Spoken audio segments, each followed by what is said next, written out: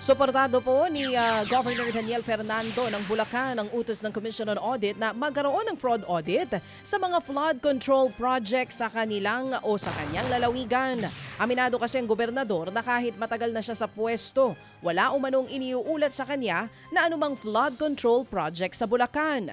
Sa katunayan, hindi niya daw alam ang malalaking proyekto na itinayo sa probinsya noong 2023 at 2024. Nagulat daw ang gobernador na ganun pa rin katindi ang pagbaha sa probinsya kahit malaki na ang pondong inilaan para sa mga proyekto sa Bulacan.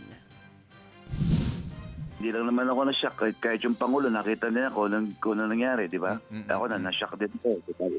Sa laki ng budget na in-expose ng Pangulo doon sa mga projects na din, laki niyan, di ba? Sino ba naman ang disasama ng loob? Nakita ng mga kababayan namin. Until now, tubig pa rin yung iba.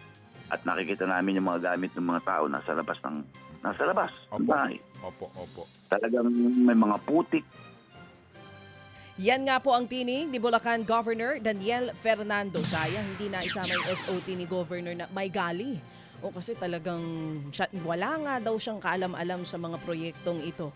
Sa iba pang balita mga kapatid, proyekto raw ng national government ang flood dike na gumuho naman po dyan sa Oriental Mindoro.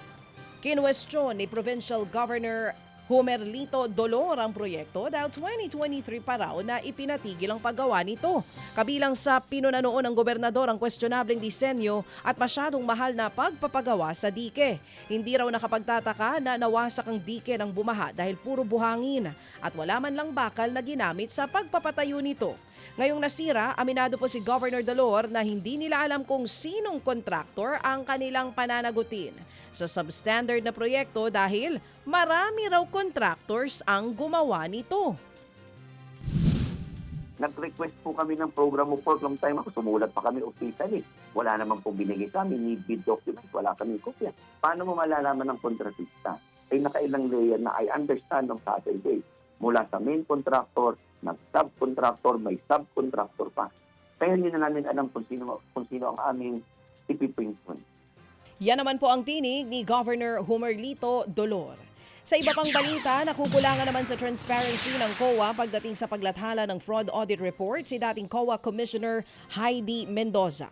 Bumuo na po ng Special Fraud Auditing Team ang COA para matutukan ang investigasyon sa posibleng anomalya sa flood control projects. Pero ayon kay Mendoza, dapat maisapubliko ang proseso, audit report at mga pangalan ng mga mag-iimbestiga. Hindi rin daw po pwedeng taga-region ang mag-audit sa proyekto para makaiwas po sa impluensya.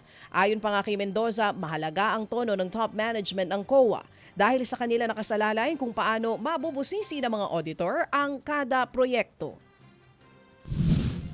Kung ikaw yung auditor ng fraud, alam mo yung extent ng gagawin mo, alam mo yung pressure at posibleng fear na mangyari sa'yo. Ang una mong kakapain, paano kaya ang lagay pagdating sa aking team? Susuportahan ba ako ng team ko? Susuportahan ba ako ng office ko? Susuportahan ba ako ng higher management ng COA?